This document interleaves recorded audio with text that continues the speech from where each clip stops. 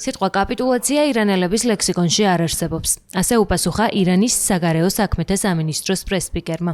ისმაილ ბაღაიმ ამერიკის შეერთებული შტატების სპეციალურ წარმომადგენელს სტივ ვიტკოფს, რომელმაც ირანზე საუბრისას ეს ტერმინი ახსენა და თქვა, რომ დონალდ ტრამპი გაკვირვებულია თუ რატომ არ იცვლის თეირანი ამ დრომდე პოზიციას.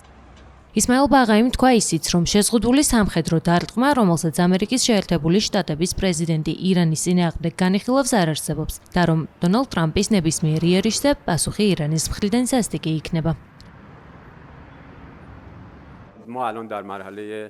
ჩვენს პოზიციებს ვამყარებთ და ვიმედოვნებთ, რომ მომდევნო 2-3 დღის განმავლობაში მოლაპარაკებების კიდევ ერთი რაუნდის გამართვას შევძლებთ, როგორც ეს მინისტრმა აბას არახშიმ განაცხადა. ფიქრობ, შეზღუდული დარტყმა არ არსებობს, აგრესიის აქტად ჩაითვლება და ეს განხილვას არ ექვემდებარება.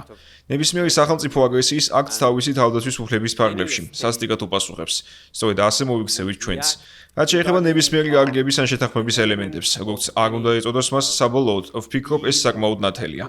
ასეთი შეთანხმების მთავარი ნაწილი იქნება სანქციების გაუქმება, რაც შეერთებულმა შტატებმა უნდა განახორციელოს. მეორე მხრივ, ირანი მკაფიო ზომებს მიიღებს, რათა უზრუნველყოფილი იყოს, რომ ირანის ბირთვული პროგრამა იარაღი არასდროს გახდება. ვფიქრობ, ეს არის ნებისმიერი შეთანხმების ორი მთავარი ელემენტი, რომელიც ორივე მხარემ შეიძლება განიხილოს.